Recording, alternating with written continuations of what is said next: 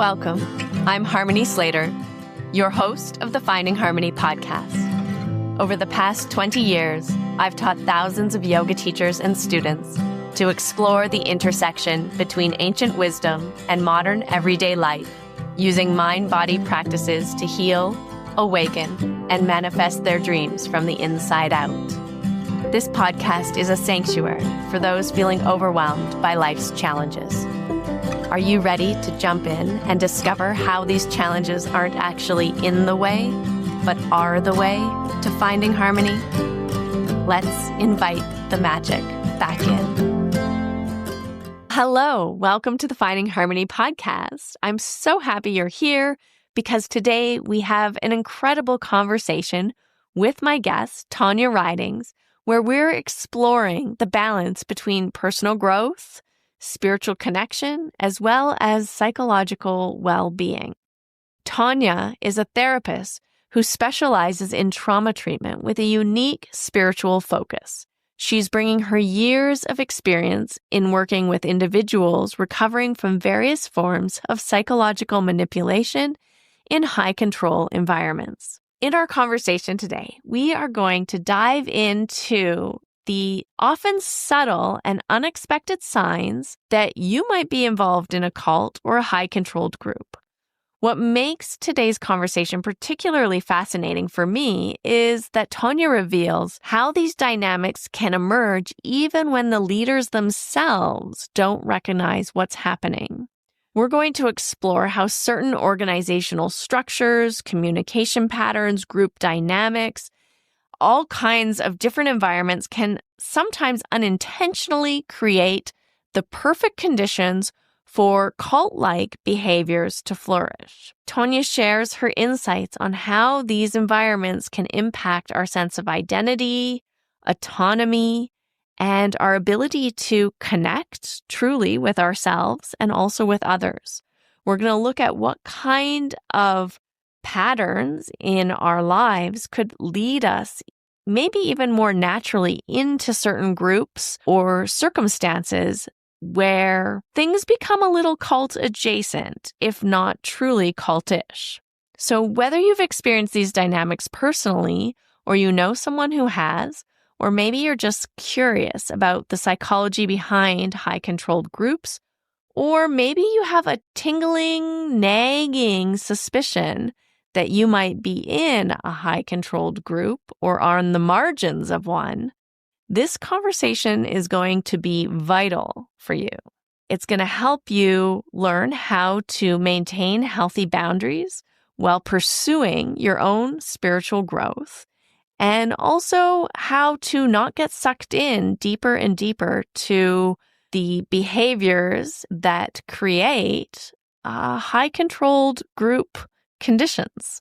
So I'm thrilled about this conversation and really excited to share it with you. And so let's just jump right in. Hi, welcome to the Finding Harmony podcast. I'm so happy to be here. I have my co-host with me today, Russell Case. How are you? Good. Good. You took my last name recently, but you still call yourself Harmony Slater? Yes. But on your license, it says Harmony Case. Yeah, but on my passport, it says Harmony Slater. So I'm only 1 foot in. You had trouble at the airport. Yeah, 1 foot in, one foot out. 1 foot in, 1 foot out. Yeah. Well, that's our relationship in a nutshell, Tonya. How are you doing? Put my couple therapist hat on here. There we go. Let's get into it. Yeah. So today we're meeting with our very special guest, and we're so excited for this interview, this conversation, because Tonya Ridings has been helping folks heal for over 35 years now, helping them with trauma, particularly religious trauma, developmental trauma, and is a somatic psychotherapist. Also a Kundalini yoga teacher. Imagine. I got into my yoga cult thing because I had the trauma. That's what I was there for. You had the childhood trauma. Yeah. That's and then you got into the yoga cult. And that's how trauma works. These things link to things. And so when you're doing the trauma healing, you're tracing back as far back as you can remember. When's the very first time you remember feeling like this?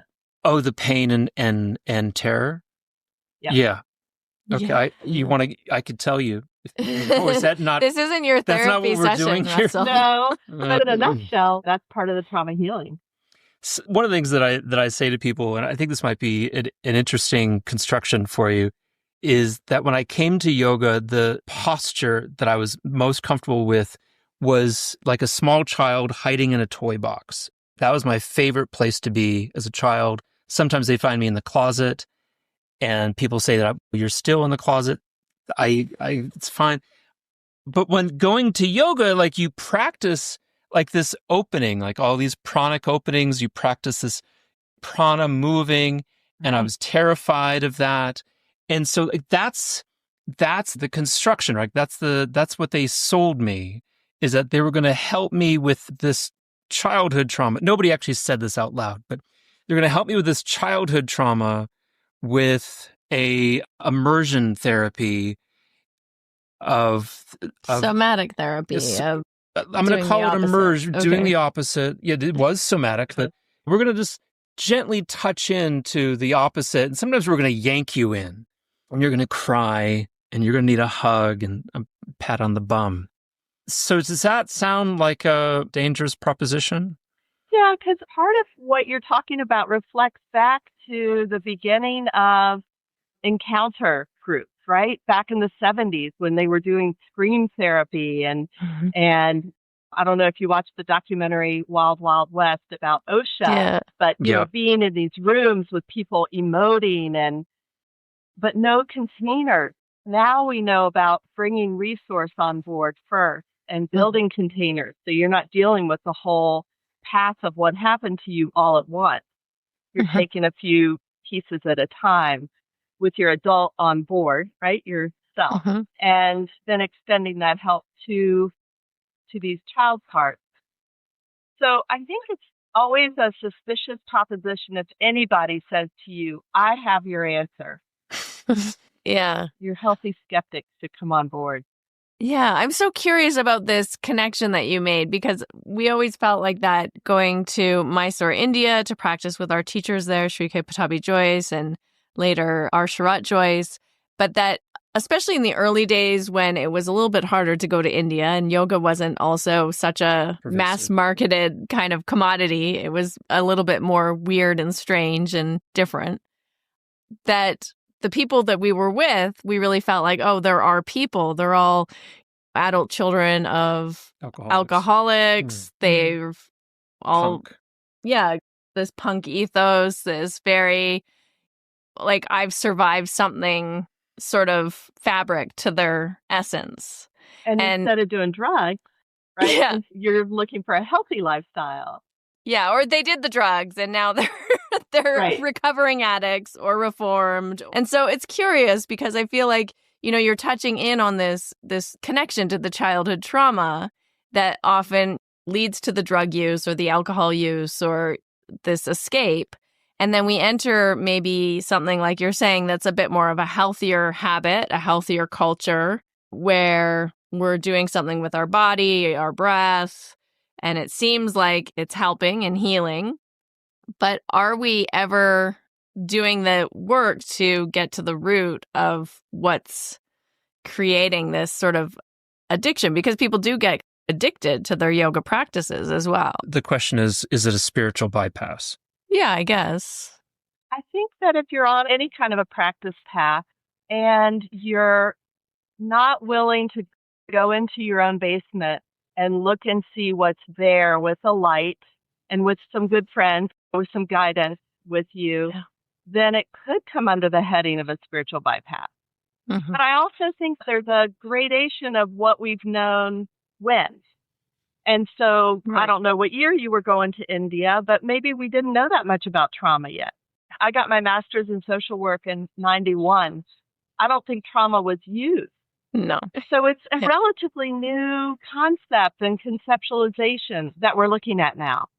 Yeah. Wow. Yeah, that's really interesting to hear. I'm interested because I understood that you did Kundalini. One of the first yoga schools that I worked at was Yogi Yoga in Austin, Texas, which was run by big devotees of Yogi Bhajan and had a kind of center there. And it seemed like there was a kind of culture there for taking kids that were strung out on whatever pharmaceutical and bringing them to Kundalini and getting them involved in what looked like a highly controlled group. Mm-hmm. Like I looked at that and I really sympathized with it because I was doing the same thing.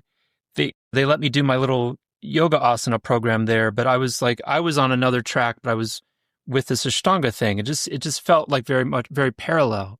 Do you feel like that there are similarities, and do you agree that it was a highly controlled group that you were engaged with? Because I'm starting to feel like I was as well.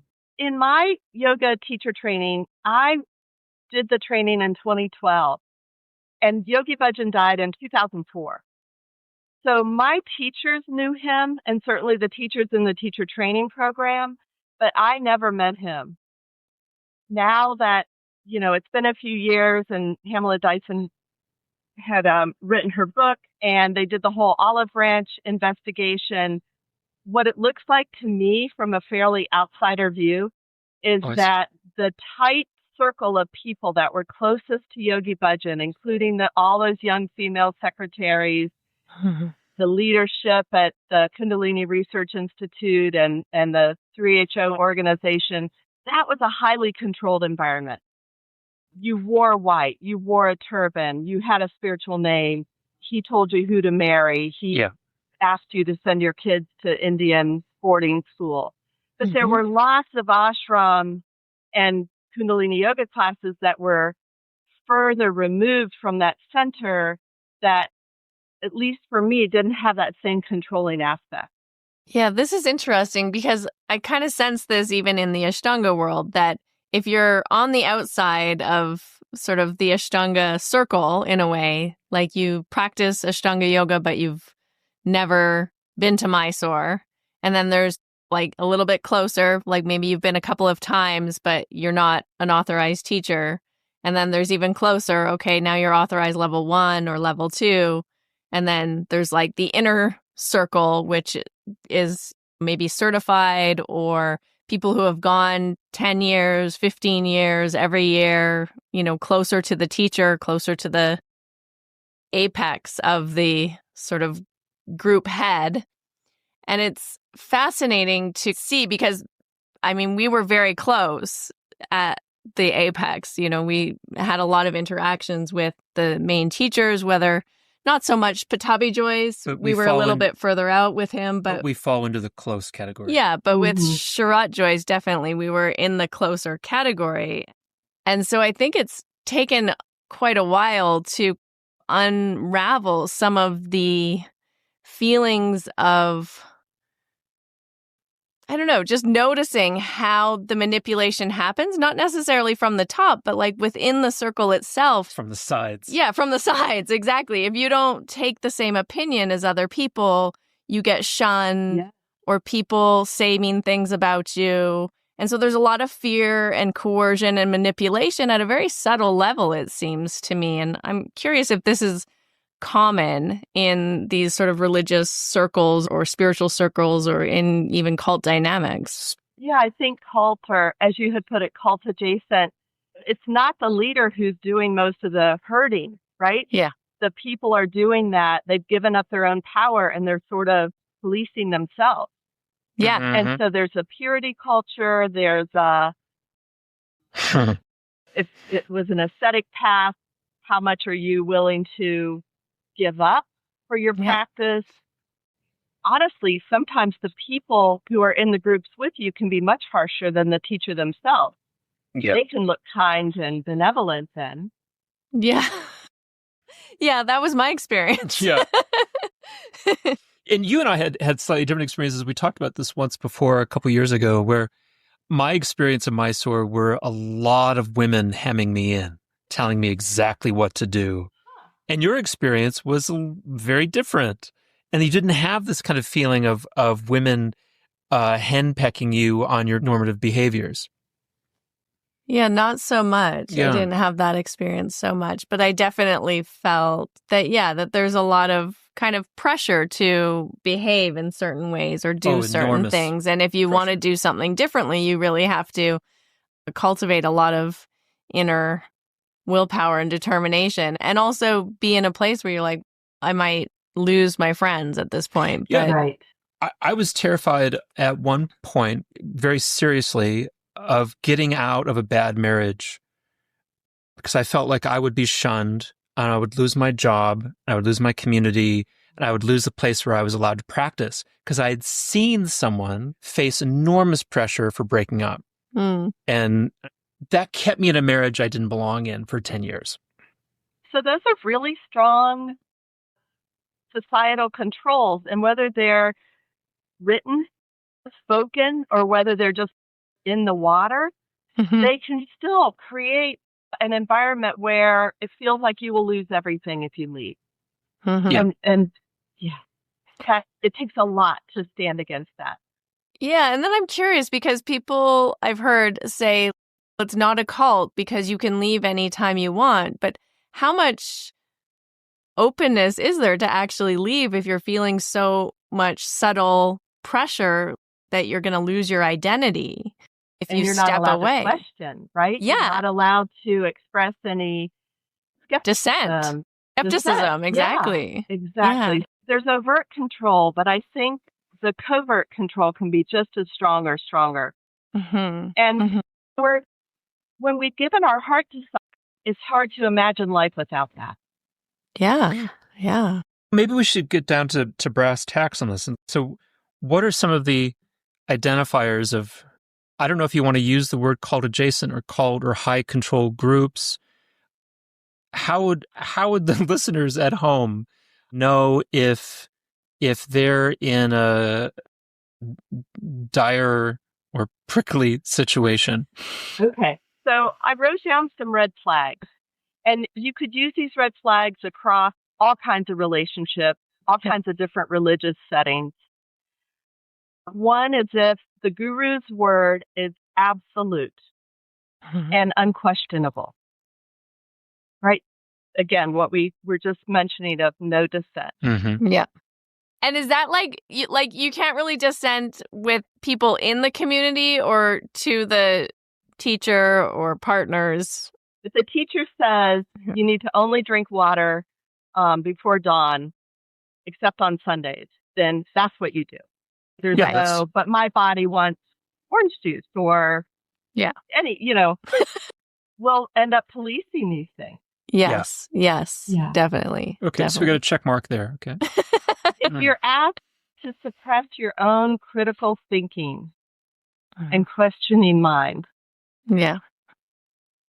I don't know how it was for you guys in my store. I don't know if you were allowed to have vibrant discussions about what about this, what about that. I don't know. Not so much. I think sometimes conversations happened on the side. People would dissent on the side. I'm just thinking around Patabi Joyce, people would say, oh, he's just like, why is there so much emphasis on the money? There was a lot of conversations around people describing dissent around that or questioning that, but it wasn't really encouraged. There's always an answer for it, too, also. Yeah. With Yogi Bhajan, I know his followers would say he's a Saturn teacher. So he's here to confront. He's here to elevate, but he's going to do that through confronting. Yeah. And he got away with a lot just in how he talked to people. I feel like watching his old videos. Yeah. I've heard this also about Patabi Joyce. People have said this as well, that it's the Saturn teacher. Wow. The shadow teacher in a way, in that they confront they bring up all your shadow teacher. Yeah, yes, like they I've bring heard up that. all your insecurities and you're confronted with yourself in that way, which I mean, I guess in any relationship we act as a mirror for each other too. And I guess in a student-teacher relationship, especially one that feels very close or you've put the teacher very high, I'm sure all of your own insecurities or fears or different things are going to get magnified in that relationship. You guys have been Ashtanga yoga teachers. You know that you'll get students in your classes who really want to know what you think about this and what you think about that. And you can feel that power dynamic. It's just part of the student-teacher it is what it is there. Yeah. So to not be conscious of that or thoughtful of that. Yeah, or to like get off on that power imbalance too and take advantage of it, or really be like, no, this is the correct way, and like not take away people's autonomy instead of giving autonomy. It's a very different dynamic that starts to develop. People feed on that. Yeah. I would say 1 out of 2 conversations start with, Patabi Joyce told me this, Guruji told me this, and this is why you should do it. And in turn, when I was learning, I would hear what the Guruji would say, or I'd hear what Sharat would say, and I would say, we're supposed to do this. And then I would feel like a senior teacher would ridicule me for not doing that thing. Mm. On the rare occasion, there was a highly conscious individual peer who was saying, you have to be careful of guru-student relationships. You have to be careful of cult dynamics. And, here's a book on cults. There are people who are trying to be a kind of brave voice in the wilderness, but generally speaking, that was the dynamic. You'd hear the teacher say something, a senior teacher would back it up with ridicule if you didn't obey it, and then you in turn would go to your student and say, Sharat or Guruji said this, and this is why we do this. Mm-hmm. And if you're not going to do that, I need you to leave. Wow, that's strong. I've done that hundreds of times. Hundreds. Wow. I've kicked hundreds of students out of my classroom. Hundreds? And can you give me a for instance?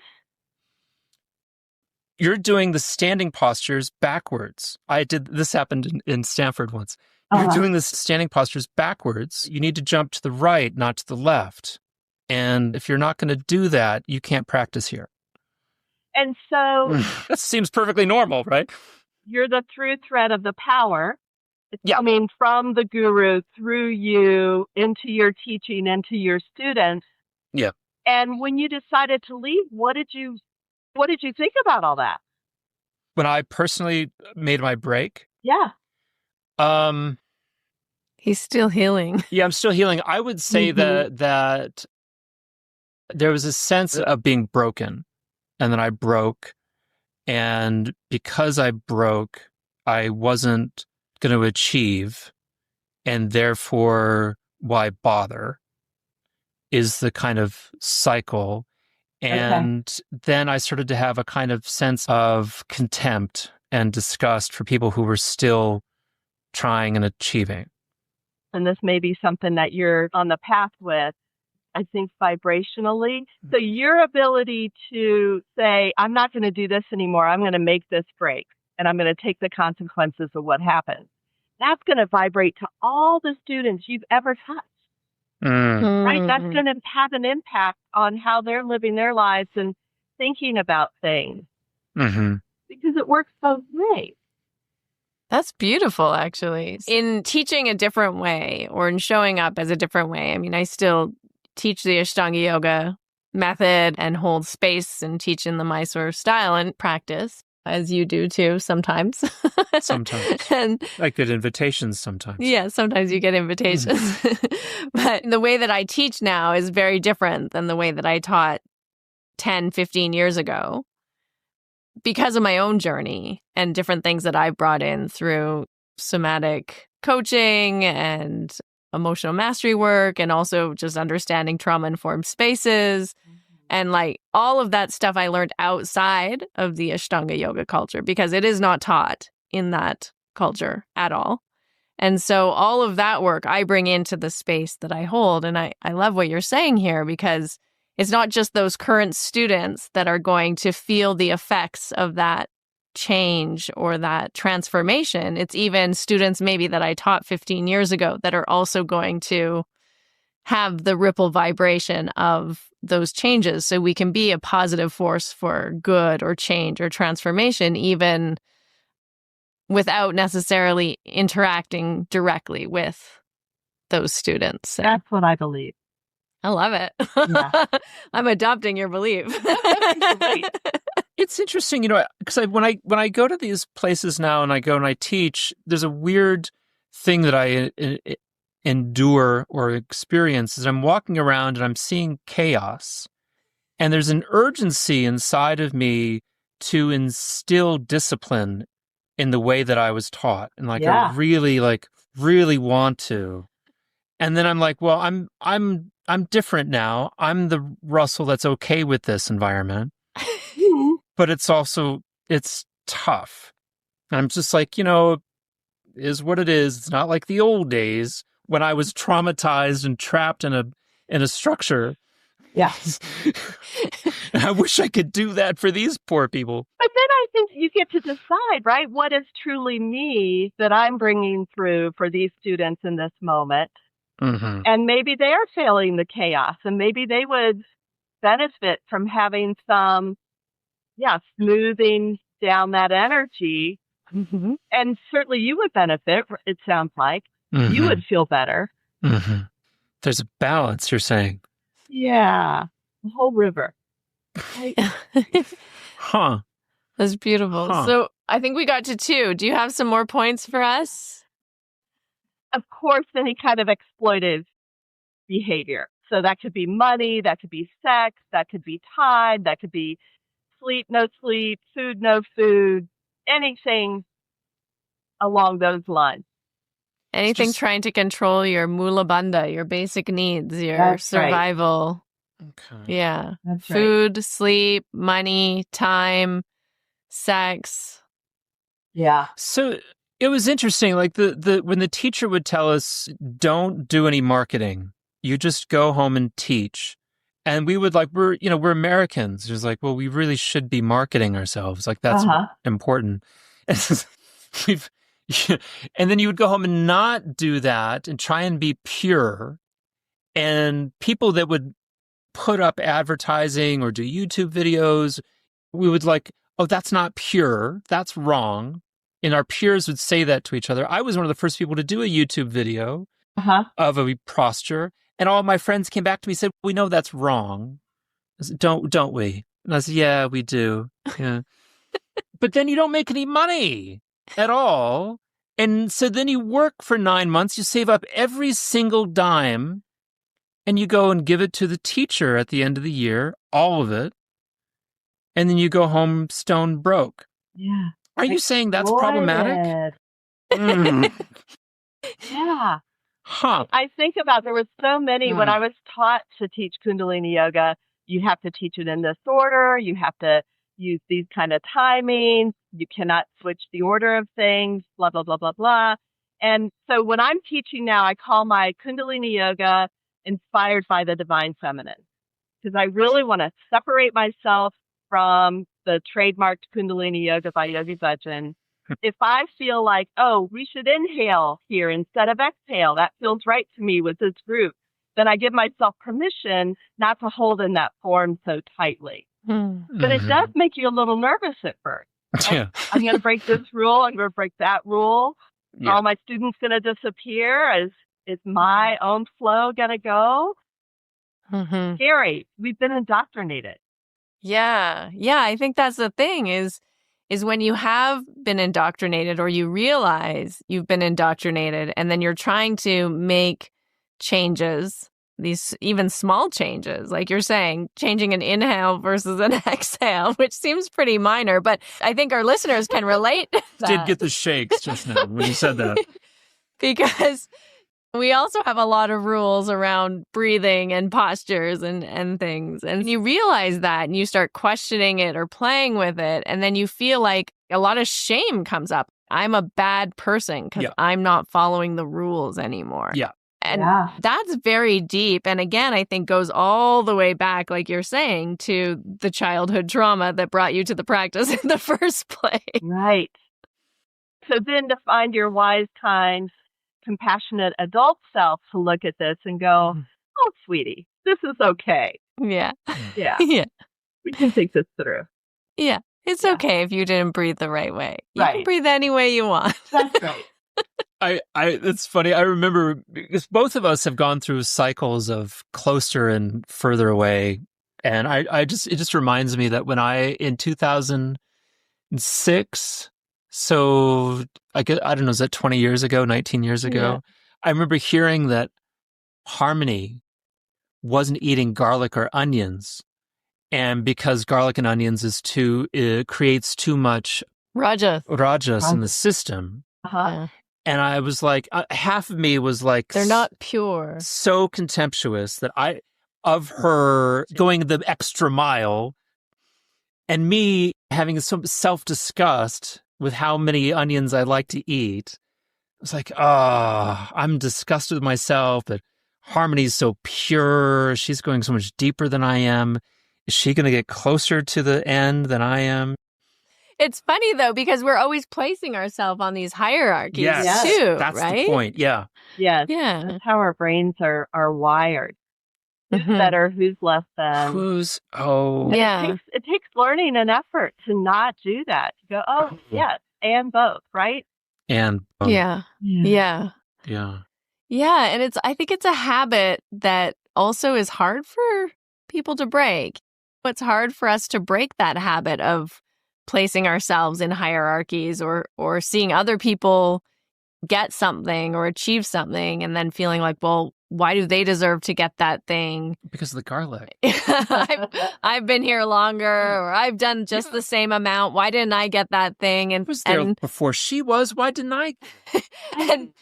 and maybe this is also part of what you're speaking to in these sort of controlled groups or cult adjacent groups, where it's arbitrary who gets what. Like, it's all dependent on what the teacher wants and says, and there's no criteria. It's not like you go to university and you pass these classes, you get a degree, and if you get 90%, you're going to get an honors recognition, right? Yeah. There's standards. It's clear. But it is a lot like an abusive family. Yes. Where there's favorites, and the favorites change, and the rules could be important this day, but not this day. Yeah. And so you learn to be constantly scanning and trying to figure out what's the right thing to do today to keep everybody as regulated as possible. Keep the chaos down, right? I feel so seen. Oh my God, that was funny. I saw it. Yeah, no, that's really fascinating too, because we have these things called moon days where you don't practice when the moon is full or when the moon is a new moon. And Pattabhi Jois would subtly shift them often so that he could go away for the weekend. So the full moon would be on a Thursday, but instead he'd shift it to a Friday. Yeah. So that he could get 2 days off, and we take, but also no one said anything. There was always some special reason why it was on the Friday and not the Thursday. Yeah. So you notice those little things, and because of the crowd control, the policing, lots of people might be thinking things, but it would be unfaithful, or you might get shunned if you bring it up. It's the same when we were talking earlier about people getting inappropriate adjustments during class. Mm-hmm. And why would you stay? Why wouldn't somebody come out of the pose and go, hey? Yeah. Because the senior teachers would come to us and say, you're an idiot. You're getting a special adjustment that's going to help you with your spiritual development. And at its root core, the Mula Bandha. And who doesn't want that? Everyone wants that. That's why we're here, is spiritual development. I am an idiot. I wasn't being touched inappropriately on my perineum. Right. There's a guy named Ken Wilber who wrote a book in 2007. You know him. I know. Yeah. We don't know him personally. Right. My first meditation teacher introduced me to him. And when she talked about his concept of you have to have spiritual development along with psychological development. Yeah. If you get one, you might have plenty of cities. Yeah. But you're sleeping with your followers. Yeah. So that just mind blown for me. I was like, oh, of course this makes so much sense. Yeah. Wow. So I've passed that along to tons of people because I think it really helps understand that you may have all kinds of gifts, but if you don't have a psychological level of health, you're going to hurt people.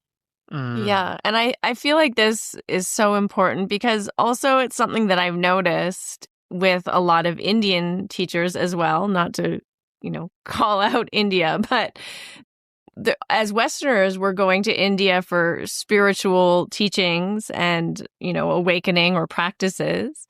And India has a lot to offer. The philosophy, the somatic practices, all of it is, I'm so grateful and honor their teachings so much.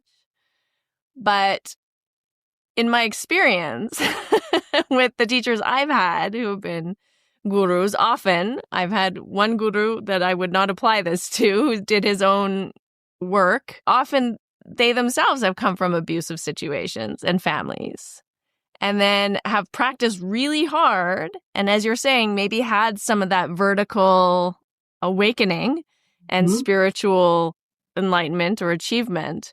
But if you're not doing that healing work to really actually go in and understand what's driving you or what's motivating you and integrate those parts inside yourself, right? Yeah, then like you're saying, it's almost like just this chain of trauma that gets passed down inadvertently, even if you're trying to be the best teacher you can be, because it's all unconscious, right? That's right. That's exactly right. Man, I remember somebody passing a paper around in New York in 2001, 2002, saying exactly that we're submitting ourselves to a cycle of violence. And everyone was talking about it, but we were all like doubling down on the practice and the violence part. The last little thing on my list was if people cut ties with you, you choose not to conform. Yeah, that one hurts. Yeah, it really does. We're humans. We're herd animals. We want to be part of the group. Yeah, that one really hurts. Yeah. And it happens. Wow. Yeah. And I think a lot of people are really afraid of that happening too. And so and like you say, that's why they don't speak out, or they feel they can't speak their truth. And if they do speak their truth, they get that pushback. Why did you say this? You're just hurt. You're just lashing out. Yeah. So when you guys left, how did you deal with that? You had each other, maybe? Yeah. We had each other. Having a partner. Yeah. And it's not so much that we left, it's that we didn't go back. And because that's really the dynamic of our community, is that you go and you get the Shakti pod, the infusion of energy from the teacher. Yeah, the Shakti pod. The transmission. The love bombing. The love bombing. I looked this word up to ask you about love bombing. Or the random abuse. Random abuse, love bombing. You go and you take part in an idyllic Club Med vacation spa where you feel like an extraordinarily wealthy person for 8 to 12 weeks. And you feel rejuvenated and refreshed, and you've made all of these achievements, and you've had some abuse. And then you come home, and for 9 months, you're totally isolated from anybody. You go to bed at 6 p.m., you wake up at 2 a.m., you teach people who are your converts in your flock, and then you don't see anybody else. Barely, yeah. Barely, unless it's a private class, and then you go back to bed. And then we could pretend that we were just still doing that together, and then we started to fuck off and just, drink ourselves to sleep and wake up whenever the fuck we wanted to. And it's like, this is amazing. We're having a great time together.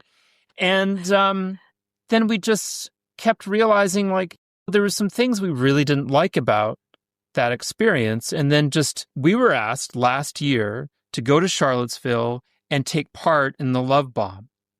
And we really looked at each other, and I really asked you, we should go, right? We've been invited. We should go to the Love Bomb in Charlottesville and do the active series training, right? We should do that. And you said, no. And thank God she did. I was like, and because I didn't need to get wrapped up in that again and spend $5,000 for a weekend. And so what made you start pulling away, though? I'm curious what started There's a lot. I think what started the pulling away, I think initially it was the end of our marriages, because we were married to other people who were also in the group, who were also very much, enmeshed in the culture. And as an aside, we were in those marriages because they were the opposite sex, they were vegetarian, and they did Ashtanga yoga in the Mysore style. That was the only reason. Tough criteria to meet. Tough criteria to meet. Yeah. And those people met it, but there was a lot else that was left to be desired. A lot. Yeah. But we were in them because they met those criteria. And like, he was explaining, it's a very particular kind of lifestyle that we were living in those relationships where we were both teaching full time and going to bed at 6, 7 p.m., waking up 2, 3 a.m. By noon or 2 p.m., you're exhausted. You're probably taking a nap. You're practicing hard, then you're teaching, you're barely making any money, but you're doing your best. There's a secret in-group that withholds sex and sperm, and they're really making great inroads. So, like, not having sex is really cool. Yeah. As well. You'd only Another really... aesthetic. Yeah, it was really about asceticism, you know, and you're controlling your diet, you're controlling how often you have sex. You only have sex on Saturday mornings because that's your day off, if your left nostril is open. That was said. That's serious. That someone actually said that. Yeah. Oh my God. So I think when, like, for me, that kind of started a little bit of feeling like divorce. Yeah, the divorce. Like I might lose my friends here. I might lose people in the community. And so that initially kind of took me a little bit out, having to think about why would I even question staying in a place like where I personally wasn't happy, that wasn't feeding my soul, because I didn't want to disappoint a community that has nothing to do with my relationship. Yeah. And so you each had an ending that sort of made you look at all the other things that were part of that. Yeah. And then there was the Patabi Joyce Tag Me Too. Hashtag Me Too stuff that started coming out. And his response to that left us and wanting. Then Sharat Joyce, he didn't really handle it that well. There was like a few little kind of like chinks in he started facade. Breaking away from Patabi Joyce's students and saying, I'm going to have my own students. That really hurt our feelings because we were right in the middle. I was like, well, what the fuck is going on here? Yeah. So there was like a few things that happened all like one after the other that like was quite, it was like going through a loss of identity, I think, because sure, you're deconstructing. Yeah. I do a religious trauma group here in Charlottesville with a couple colleagues, and one of the last times we meet, we make the whole list of, okay, what do you want to let go of? Right? And what do you want to keep?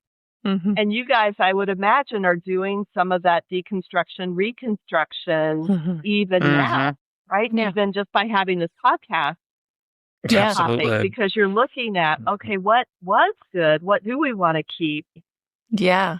Yeah, I think that's such an important question, and really one that we came full circle around to is, what was it in the practice that really was beneficial for us? For one, it was what we really liked was talking to different people and holding diverse viewpoints without judging them. Yeah. And that's what the podcast is for. Yeah. It's like we talk to thousands of people about their practice and just listen. And we may be judgmental afterward. Uh-oh. No. I love the Kundalini is great. Yeah. It's funny. I have felt very relieved that the Netflix documentary A Breath of Fire has come out. Yeah. And I'm doing some research and writing myself about, because I want to have a little sheet of something I can hand to students. Because he did bring pieces from India that then he said, okay, this is this Raj yoga. This is this, people are going to try to kill me because I'm teaching this in America now. Yeah. okay, so maybe he channeled it, maybe he made some of it up out of whole cloth. Right. Because beyond the sexual abuse, there's the fact that he may have made all this shit up. So nobody. That's a whole element of our community as well. Did he just make Ashtanga yoga up?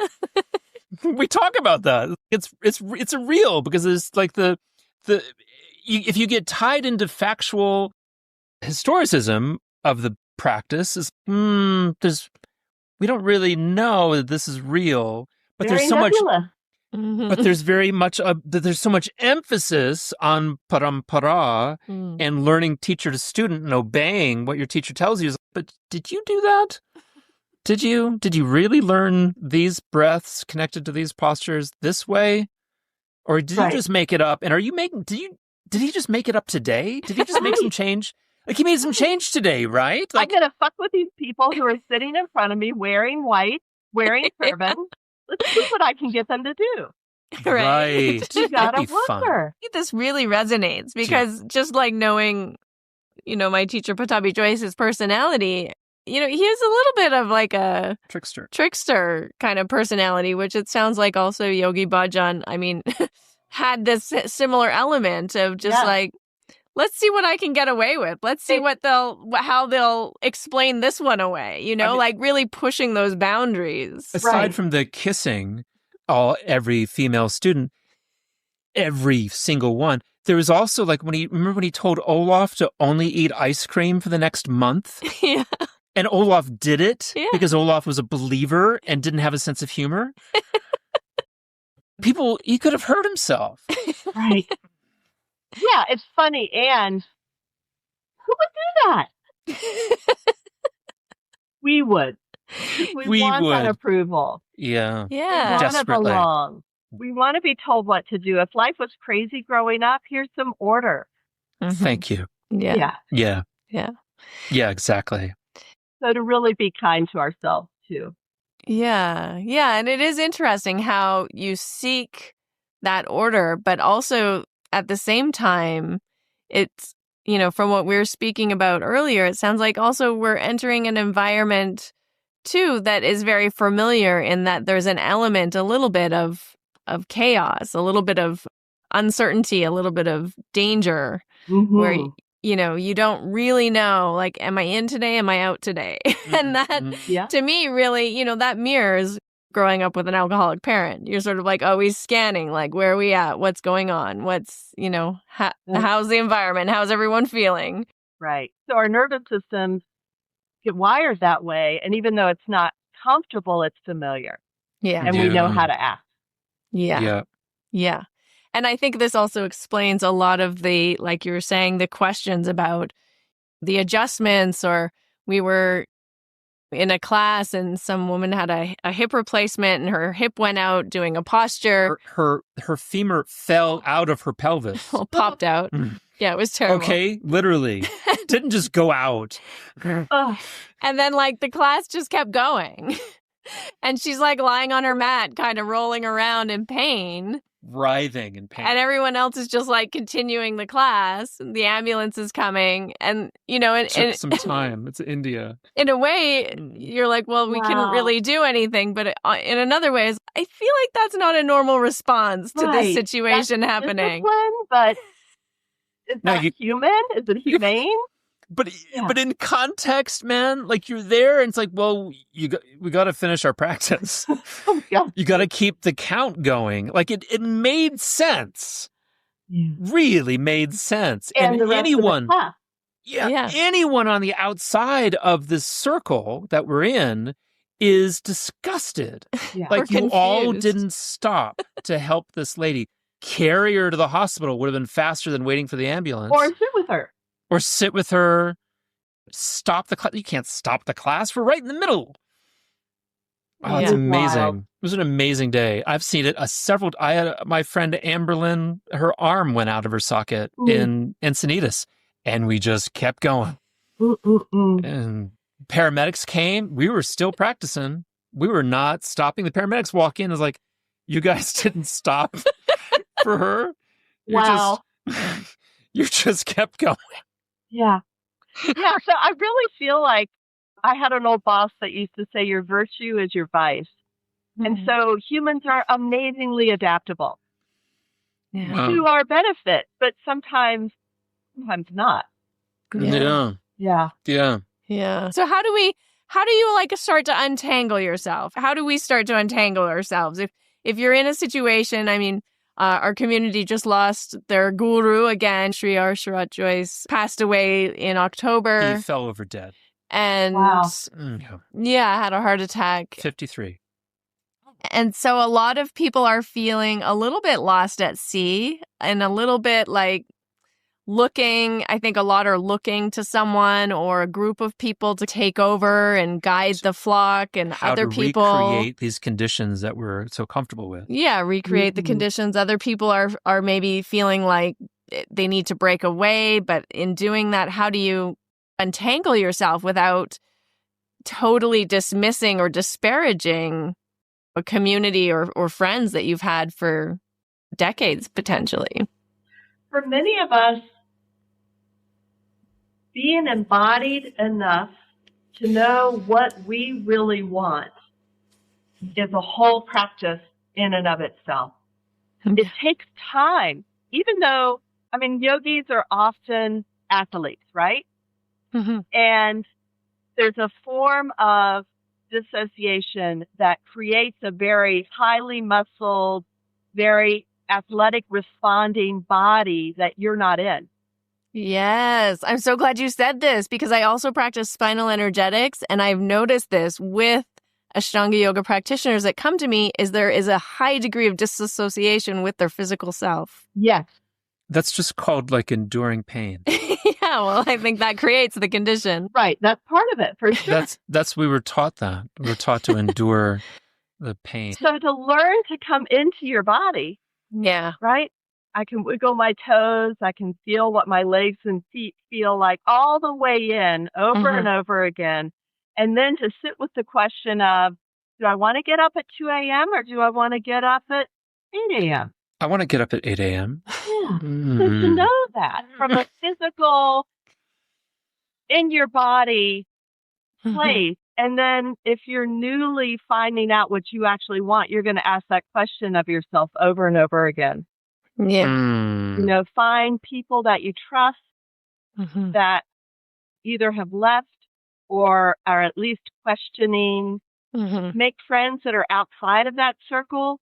Find a therapist or a coach who's going to support you in your efforts. Yeah. And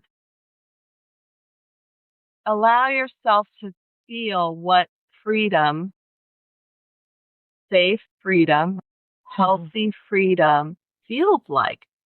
Yeah.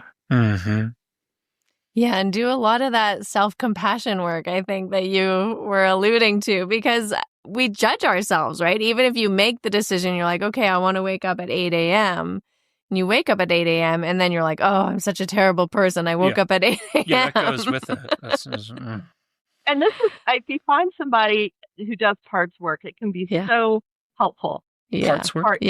Parts work. Like, or the internal family systems work. Because there might be a part of me that wants ice cream every evening and another part of me that doesn't. And I need to be able to communicate with both of those parts. Yeah.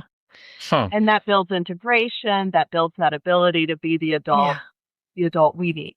Yes. Oh, I love this. Thank you so, so much. It's been so wonderful to connect with you. Are we finished? Did we pronounce your name right? Tonya Ridings? Tonya, yeah. I thought it was Tonya. You said Tonya. I did? Was not sure about that. Tonya Ridings. I wanted to know a lot more about how you recreated the conditions of your childhood as an adult.